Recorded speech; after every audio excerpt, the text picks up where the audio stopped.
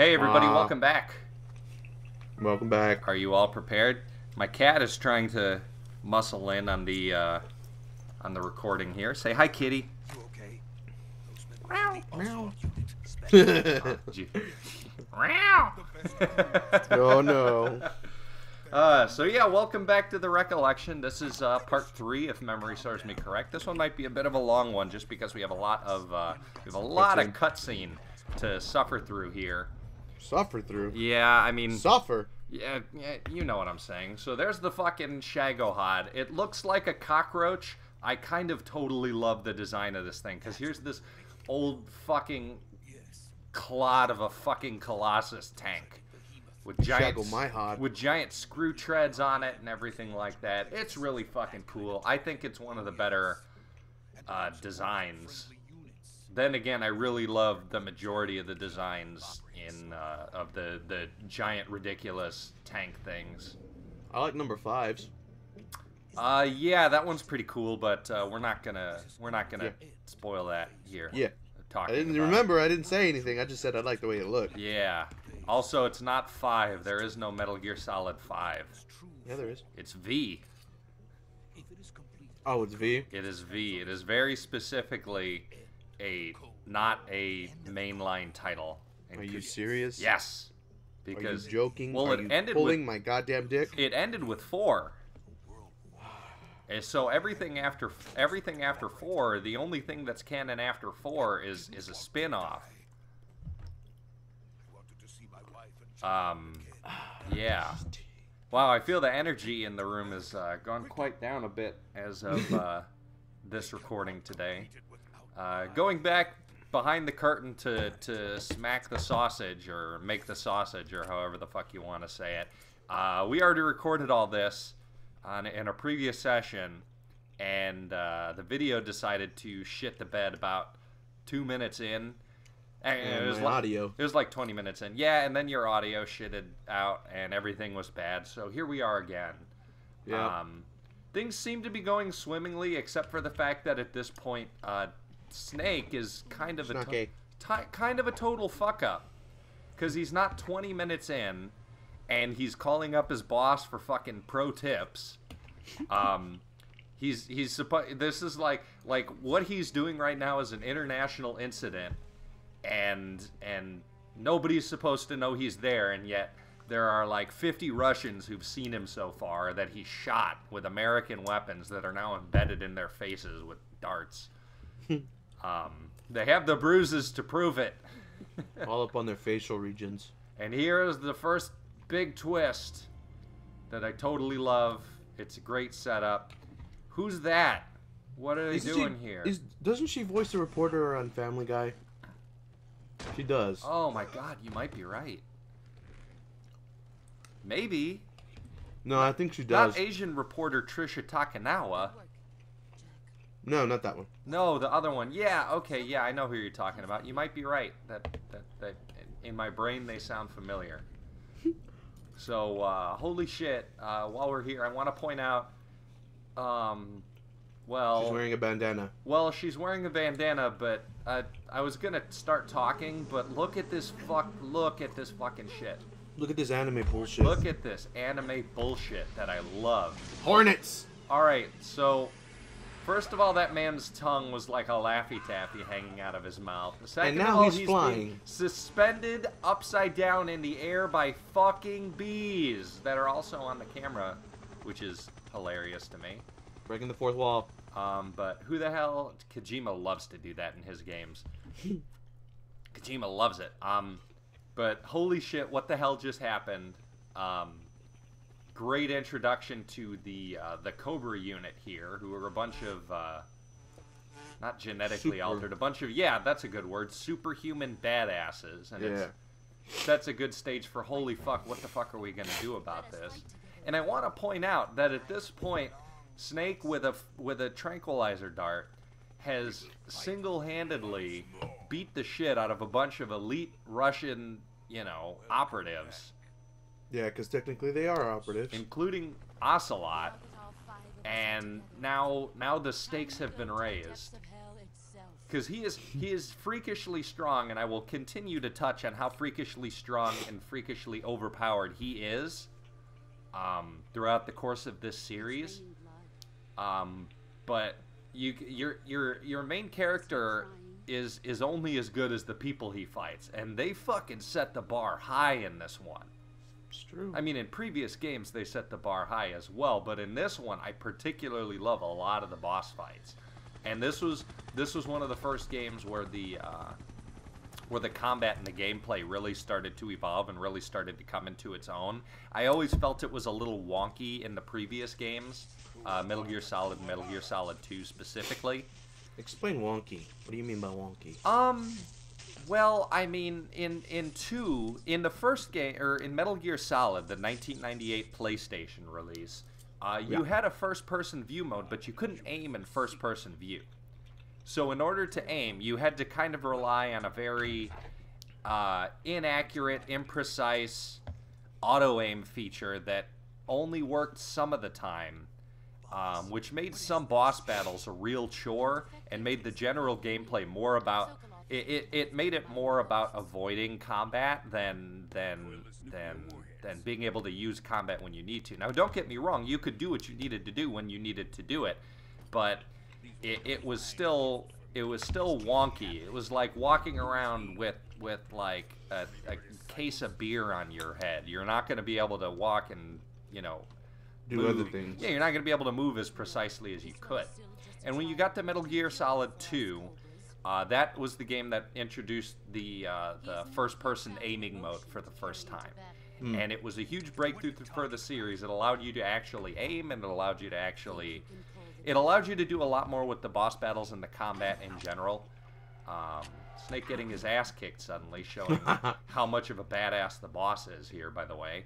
But it was still a little wonky. I don't feel that it had come into its own at that point by Metal Gear Solid 2. But here at 3, with the inclusion of the CQC combat, which really fleshed out your non-weapon-based options, and the ability to aim down sights and stuff like that, which this game has for ADS, bruh. All of its weapons, actually, now that I think about it, except the shotgun and a couple of the less precise weapons. But the ability to ADS and all sorts of stuff like that really kind of made the first-person combat come into its own. Now, you still have the issue... you still have some issues with it, and you'll see when I have issues in boss fights and trying to aim down the sights, and all of a sudden I'm looking in the wrong direction. And you'll see that, but it really started, the gameplay really started to come into its own here, and in the next couple iterations, 4 specifically, because 4 was the next one that came out. Yep. So good. That becomes more of a third-person shooter, in a sense, that it allows you to aim and move, and it allows you to aim while moving, and that's really the game where the combat comes into its own. And every game after that has felt absolutely fantastic. But these PlayStation 2 titles were a little rough. The PlayStation title was a little rough, and the Metal Gear series on the MSX, not so much, because that's, you know, a top-down, you know, 8-direction, actually 4-direction if you think about it. Setup, which makes for a completely different gameplay style. God damn it with the goddamn friggin' stupid... No! I thought I had you muted. Shit. Everything's ruined. Everything's gone. Fucking LP over. And it was just... I quit. It was just birthday notifications for people I don't fucking care about. Oh, man. The highest professionalism.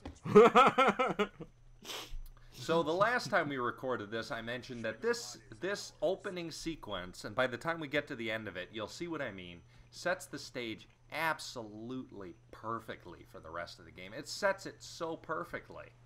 Because you come in here to do one thing, and it's kind of a narrow mission. It's just go in and get this guy and blah, blah, blah. And then the stakes get raised. And by the end of this, the stakes are fucking high. Just like that picture of the cow eating marijuana.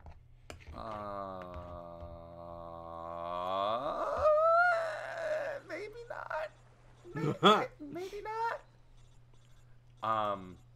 So here we are, fucked up beyond belief, and yeah, shit's pretty bad right now. It's really bad. And this is a great opening to the game as well, because it introduces you, it tutorializes you to one of the game's biggest features, which is the injury system, where you can sustain serious injuries and heal those injuries. One of my favorite freaking mechanics of this game is that That I'd never seen that before. Yeah, every Metal Gear game has set some sort of industry standard for something, and it seems like the Metal Gear games of the PlayStation 2 era was just how much shit you can fit into one game. Because, I mean, think about it. Metal Gear Solid 2 came out right in the very beginning, in the first year or year and a half of the PlayStation 2's life cycle, and it set the standard. It set the standard for graphics. People, until they played it, were adamant that the graphics that they were shown in, you know, E3 trailers and stuff like that were not actual in-game, you know, graphics. It was some kind of CG bullshit. Yeah, they were like, this is nonsense. They felt the way that people should have felt about the Watch Dogs trailer, the original Watch Dogs trailer, where Ubisoft is like, yeah, it looks this fucking good, and then later it comes out and it's half as graphically powerful, and you find out in the PC version there's an option to turn those high quality graphics on, but it's like embedded in the code, and it's not for normal people because fuck us, we suck dick. Yeah, but I mean, that game set the stage for the amount of the graphical quality you could put into a game, the amount of shit you could fit onto one DVD. Because at that point it was like that and Final Fantasy X loaded a ton of shit onto one DVD, which you wouldn't expect at the time. I mean, even the original Metal Gear Solid for the PlayStation was 2 discs. And then you get to Metal Gear Solid 3, and Kojima's like, you know what? We've done buildings enough. I want to do a fucking gigantic-ass forest. And people are like, no, you're fucking crazy. There's no way you can goddamn do it. And then he pulled it off. And on top of pulling it off, he puts it looks fantastic. I really love the way this game looks. And he also shoves in an absolutely awesome cure system here, which I'll talk about in a second, and the camouflage system. Too. The water physics, the camouflage system that allows you to basically hide in plain sight if you're blended in well enough. So here we see Snake is pretty fucked up right now, and we're gonna have to. The boss. We're gonna have to solve the problem. So first, let's take care of the bones. And as you can see, I have a lot of different options with which to heal myself. For instance, I have a broken bone, so let's just jam a knife right into that bitch. Does it work? No. That's not part of the healing process here. Actually, all you really need is a splint and a bandage, which I think is kind of funny. But you can get stomach aches, you can get poison, blah, blah, blah, blah, blah. And you can heal yourself there, too. Don't forget, as soon as you can, show them the spinning trick. Show them the spinning trick? Mm-hmm. Oh, where you spin him around and then he throws up? Hey, don't ruin it. Oh, well, there's all sorts ruined of funny, now. There's all sorts of funny little Easter eggs in this game. It came up in an article I was reading about the development of Metal Gear Solid V. Apparently, it is... Did I do that right? Am I doing this right? Yeah, I'm doing it right. Okay. Apparently, it is tradition at Kojima Productions, which doesn't exist anymore. Thanks, fucking son of a bitch, Konami. However, they just mentioned in my news feed I saw today. Yeah, I was just gonna mention this too. Kojima just left, and he's in talks with Sony to get his own studio at Sony. Anyways, fuck yeah. So apparently it's customary at Kojima Productions that every single staff member has to put in some kind of an Easter egg into the game, which explains how dense these games are with goofy little extra content and awesome, just fun things that you may never come across, but when you do come across it, you're like, wow, that took a lot of work, and it's really cool. And yeah, just the fact that, wow, just totally just steamroll my own momentum there. Yeah. The amount but it's really cool because people tend not to make money off of Easter eggs, and the fact that he It's a tradition to make your own Easter egg. That's awesome. The fact that these games are like supposed to be these hyper serious, super dark in tone games that are then so up their own ass with goofiness is just so refreshing. Because I mean, Metal Gear Solid V is the Apocalypse Now of video games, and yet half the fucking things you see from it is motherfuckers using balloons to launch sheep into space for money. And it's like, yeah, that's awesome. Hey, look, we can look around. Let's see. Can I see anything special? No, not really. Nope. Just looking around for the shit of it. So this upcoming part here actually is the reason for the rest of the game. And you'll see what I mean in a second, because so far at this point, this is kind of an isolated incident. We have an American operative in Russia getting beat up by a splinter faction of the Russian government/military. We have a giant Cold War ending, Third World War starting battle tank. We have a huge defection. And Handheld nuke. And yeah, well, that's going to come into play here in a second. And you're going to go, what? But why? Also, he wants to make touch with her. He's like, hey, yo, girl. Oh, I want to touch. Let me touch. I want to touch, but not in, like, sex way, girl. No, in, like, you complete me way. His relationship with her is... weird. Well, it is weird, but I was going to say it's one of the central themes of this game. Is how does he come to terms with, how does he come into his own while dealing with the idea of his mentor's defection. And this game is really about how he comes into his own ideology as a soldier. Oh, joy. And her ideology actually sets the tone for the entire series, because she is so influential that she influences basically the 2 or 3 different sides in the 2 or 3 giant players of the next 60 years. And you get to see those influences in this game. Look at that chick. And it's fleshed out a lot more. She looks good, girl. It gets fleshed out a lot more in V. What are we going to do with the girl? Yeah, and I think you're really gonna appreciate the flavor that V adds to the rest of the series, and the characterization it gives to the boss and Snake and everybody else that's in there. It's really cool. I believe it. Look at slap her. Nice catch. Sean Connery her ass. She's a nice cat. No, no, he is the opposite of Sean Connery. He's the Russian guy, but not... Well, he is the Russian guy. Who's a good Russian allegory for this guy from the Bond movies? Because I can't really think of any, like, big bad Russian guys. It's always like some splinter, like, Bosnian motherfucker like Jaws. Yeah. That's like the big guy. But this guy is technically the primary antagonist of this game. He is basically the leader of the Splinter faction trying to take over power in the Kremlin. He's personally funding all this ridiculous weapons development. He's a sadist. He's electricity man. He is a giant fucking cartoon ass villain. Yeah. Look at him. The scars all up on his face. Look at the look at the situation that he's imposing right now. Because like I said, at this point, this is kind of it's an extreme incident, but it's a fringe incident. And then he launches a fucking nuclear weapon. And then everybody knows some shit went down in Russia. Look at that. Goddamn. There was Sokolov's research facility. Was. And now everybody has slight sunburn. Oh, man. What a thrill. With sunburn in the night, it fucking hurts. I mean, if you can see that nuke, you're pretty much fucked. My balls have now been irradiated. Yep. I can't have no more kids.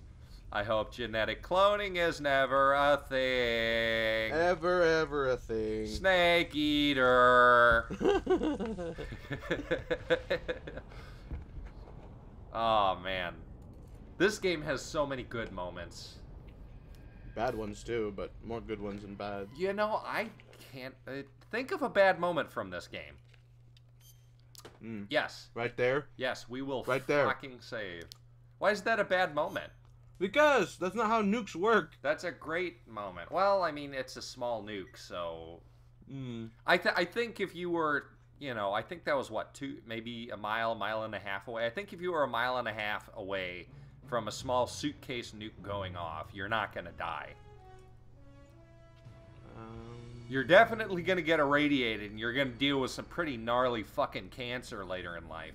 But, yeah. but if your skin doesn't come off your skin, you're not going to die right away. Is there a helicopter flying around in your house? Oh yeah, that is me. It happens so often, I don't fucking notice anymore. Oh wow, you're like living next to the elevated train in the Chicago area stuff. I actually live next to a train track too. Oh man. So here we are at the title for the Vigi game. That was just the intro, and it was a pretty good setup to the fucking thing. But this doesn't every game have that kind of like intro, like you play and then the intro and then the gameplay more? Kind of, but never on this extent. This really shows that Kojima was like with Metal Gear Solid 2, where I contend that he wrote himself into a corner and had to go all the way back to 1964 or 1963 in order to basically create enough backstory to kind of help tell the rest of the story. That takes place in the present/future times when the games were released. But it was really like, I wrote, as Kojima, I wrote all this complicated shit, and it's so oh man, my brain is... Nanomachines. Yeah, my brain is just so fucked up on all this shit. I just want to make a simple ass, like, bombastic, fun spy thriller. Like, kind of like a James Bond thing. And so here we have the fun James Bond style, you know, intro. Yeah, you can totally tell. With lyrics by Adele and Alicia Keys and Justin Bieber. No, fuck that shit. You're a true believer. Never was. Believe his ass should get deported. Goddamn right. Oh man, but what a... I can't wait to get into military advisor. The What? Crazy shit. Yeah, he has a military advisor who, I think, over the course of the production of all these games, kept getting arrested for, like, importing assault rifles into Japan. And if I could be talking out of my ass on this one, but I think he was importing them with the help of and in order to give them to the Yakuza. Whoa. So, like, I never heard that. Yeah, I remember reading it somewhere. I could, like I said, I could totally be talking out of my ass, which would make me feel bad for Mori-san. You know, but video game development in Japan has always been considered a seedier element of the entertainment industry. Yeah, of the entertainment industry. So much so that it was kind of controlled and involved with the Yakuza back in the day, like back in the Nintendo Sega period. I remember seeing stories about guys who worked for Nintendo, who basically their family was abducted by the Yakuza, and he never mentioned who the developer was, or who the other company was, the company that hired the Yakuza, but everybody figures it was Sega. And basically, they abducted his family, and they're like, we'll give you your family back if you stop working for Nintendo, if you stop developing these games. And apparently the way he had to show them that he was serious and he wasn't going to back down was to, like, I'm butchering the fuck out of this story, but he basically had to, like, bust up a Yakuza-run pachinko parlor or some shit, or, like, a Sega-owned pachinko parlor. What? Yeah. Or he had to, like, bust up some TVs or the front windows of some parlor like that in order for them to back down and give him his fucking family back. But, yeah, so when I hear stories like that, and then I hear about, like, this guy is like, oh, well, we need these assault rifles for research, and I'm just gonna bring them to Japan, and, you know, well, where did they go? Oh, I don't know, but don't look at the tattoos on my back. Probably blowing it way out of proportion. Speaking of shit getting blown out of proportion, the nuke sure blew that whole fucking incident out of proportion, didn't it? Yeah. Here we are like, well, we're not all being murdered by the U.S. government, so that's a good thing. But there's some shit going down, and we have to deal with it. Otherwise, we are going to get murdered, and everybody's going to die in World War III. Blah, blah, blah, blah, blah. And all that good, bad shit. Good, bad shit. Also, I love how they're actually smoking Cuban cigars right after the Cuban Missile Crisis. I hadn't put the embargo on yet. At this point? Yeah, they had. That embargo pretty much came into power right after, right after the Bay of Pigs fucked up, didn't it? Or even before, I don't know. No, it had been after the Bay of Pigs. Yes, I hear you, Mr. Chairman. I think. I don't fucking know. So here's an awesome little part of revisionist history here with LBJ and Khrushchev here being like, hey, so there's a nuke and we're pretty pissed off. And pretty pissed off. Yeah. Woo! And also they're like, yeah, we totally knew one of your fucking planes was there, assholes. So what the fuck, brah? You want to bro down, brah? Want a worldwide nuclear ass bro down, brah? Don't make me fuck you up, brah. Completely unnecessary, but go ahead. viable. Yeah. So, I think I talked a little bit about the gameplay and how I want this little playthrough here to go down. So, for the record, you're not just gonna be stealth. You're not gonna do a speed run. You're not gonna do a perfect run. You're just gonna play the way you think it would happen. Go down. Yeah, kind of. But what I really wanted to talk about was you Me? son of a bitch. What did I do? I only shat in your mouth like 3 times. You didn't. No. That explains everything. No. So my knowledge of these games is not encyclopedic, which I think is the correct pronunciation of that word. Yes. It is not encyclopedic, so I'm gonna miss some stuff. My intent is not to show every bit of these games. If my intent was to show every bit of these games, parts... It'd be 100 parts long. Well, yeah, parts 40 through 700 would be Peace Walker and V. So, if there's a bunch of stuff that's not story related, we are going to be skipping it. However, in this game and in some of the other games, items are a big deal to me. To an extent, and specifically the camouflage. Now, granted, I won't end up using all the camouflage. However, if you, Tony, would like to bring up a camouflage guide and then kind of be like, hey, asshole, you missed that. Go back 50 feet and grab it. I would appreciate that. Just because there's a lot of fun camo in this game. A lot of fun stuff in this game in general. But the camo's a big deal, and it helps you later on. We will be getting the sneaking suit. Which probably isn't too much of a spoiler, because right now I'm wearing fatigues. Isn't it in every freaking game? Yeah, but I mean, if somebody's watching this video and they've never experienced Metal Gear, you get a badass sneaking suit. So, there. There you go. Sorry. I hope I haven't ruined it. By the way, Jon Snow's not fucking dead. I don't know. Who's that? Oh, really? Oh, really? dude. I don't watch, what is it, Game of Thrones? Dude, I just committed, like, the biggest faux pas on the internet. Jesus Christ. I just did it. And somebody in the comments is going to be fucking pissed. If anybody what about, watches these. You talked about face paint, though, right? That's part of the camouflage. I don't think I really talked about it, but you get camouflage fatigues that you can wear. They help you blend in, but you also get face paint. And since this is the subsistence version of the games, this is the basically like the extra content, like the special edition version that's released. there's a bunch of goofy-ass face paints that I probably won't be wearing, including the flags of many nations. If I remember correctly, from our last playthrough, Tony, you went through half of the game wearing a very silly hat. Ah, yes, that's right. And the Japanese flag on your face, which means you had a white face with a big red fucking circle in the middle, which is pretty amusing. I'm not gonna lie, but yeah, I mean, definitely not. That was amazing. Oh yeah. Oh well, I was gonna say something about it. It was goofy, but you know, the tone of that last one was goofy, whereas this one is hopefully a little more informative. And a little more, like, on point, or on topic, I should say.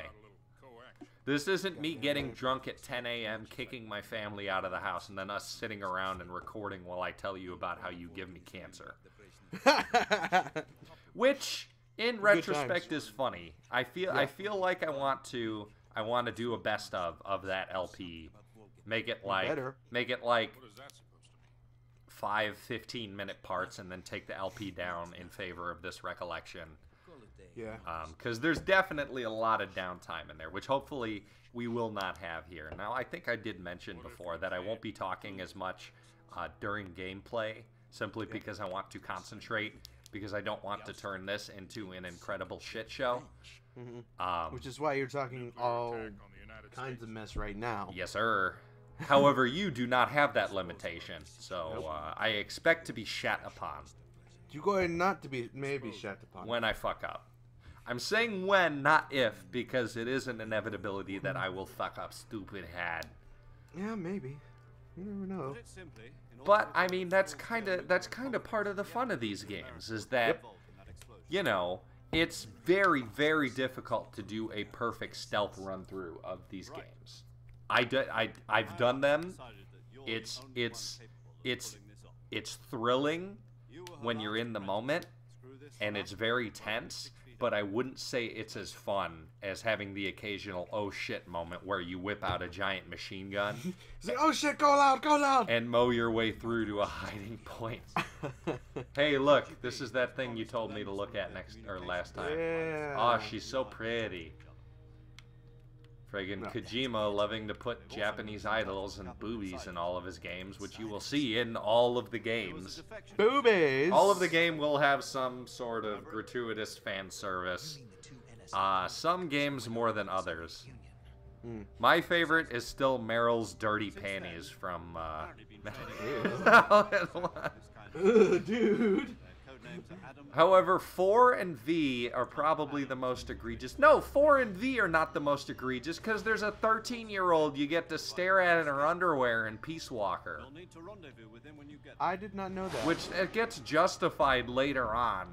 And I'm gonna do it to be super creepo so I can be, look at this shit. But, What do you mean? Oh, never mind. yeah. So fuck it. So here's an interesting point. These MiGs are tracking an unidentified aircraft right now, right?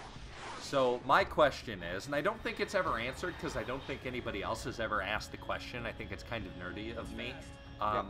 Obviously, you know, the SR-71 is a stealth aircraft, but you have to have some type of signature. So are they picking up the SR-71? Or are they picking up the rocket with Snake in it that got launched off of it? No, the rocket would be too small. I think they're picking up the heat signature. I don't know. For that rocket, all looks like it's the size of one of those MiG-21s. They could be picking up a heat signature, but that isn't how radar works. That's not how radar works. That's not how radar works. I should know. I technically worked on it for 4.5 years in the military. Oh my god. Oh my god. Oh my god. No, that thing looks awfully small, bruh.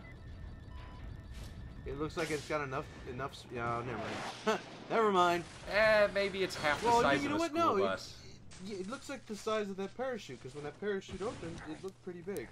Yeah, you're not wrong. You're not wrong. Or it just could be the way I'm looking at it. So here we are. This is like a couple days after he got in the fucking hospital. So his arm and rib are technically still totally broken, and he's still got lacerations that probably weren't sutured better than he did in the fucking jungle. And they're like, hey, you need to fix the problem so that everyone on the planet doesn't fucking die. Because that would be bad. Die is bad. You don't want make die. I don't want make die. I don't want die. Do you want die? No, I you don't want die. I don't want die. So get back in the jungle and fucking fix it. Once again, leading credence to the fact that by this point, he hasn't really done anything to distinguish himself besides horribly fuck shit up. And granted, And horribly get himself mangled. it's kind of out of his control, but still, it's kind of like, you know, you're the one who was put in this situation, so of course it's your fucking fault. You know, even if they didn't look at him as a scapegoat, he was still like, okay, well, we picked you instead of a fucking giant team of dudes, which would have caused more of a problem probably, which is why they picked him. But still, we sent you in, and the next thing we hear, there's fucking nukes going off in Russia. What the fuck, man? Fuck did you do? What did you do? Yeah, that's one of those what the fuck moments where the Willy Wonka thing explodes or the whatever explodes. You know the meme. Yeah. Memes are great. You're great. They talk about memes in this game. Kojima is a goddamn nerd, and it totally comes through. Don't give a fuck, and I love that part about love it. You know, being a nerd is in nowadays. Yeah. Yeah. I was a nerd before it was cool. Yeah, we're Little hipster hipster nerds. moment. Fuck everybody else. Okay. Fucking 19-year-old valley girls from California, north or south of me, like, oh yeah, I'm a gamer. I love video games. I played Angry Birds. It's like, fuck you. Yeah, fuck you. You don't even know what a game is. I put 170 hours of my life into Final Fantasy Tactics. You can go fuck yourself. You know, the very first Final Fantasy I ever played was 10-2. No kidding. No kidding. You never What touched... an awful place. What an awful place to start. Yeah, that's a terrible place to start. That's like starting off with German history at the Nazis. And believe it or not, I freaking loved it for a while, and then I realized, well, then I played a different Final Fantasy. I think I played like Final Fantasy 8 or 9, and I was like, oh my god. 9's great. 8 has a lot of serious story problems. Have you ever played 7? No. Would you like to? I would probably, but why don't I just wait for the remake? Because the remake is not going to be the same. I think in order to truly appreciate the remake, you're going to have to play the original. And granted, you won't have the nostalgia that someone like myself or the other, 30 million people who are going to buy that fucking game day one are going to have. However, I think in order to fully experience the remake, I think you need to experience the first game first. So, LP confirmed, maybe? Maybe? Well, that would take... How long is the story, though? I could probably knock out the important stuff in a good 30 hours. A game like that, I would cut out a lot of the middle stuff. I would cut out a lot of the travel and a lot of the combat that doesn't matter, and just pretty much have the set pieces in the story. So I could probably edit that down to a good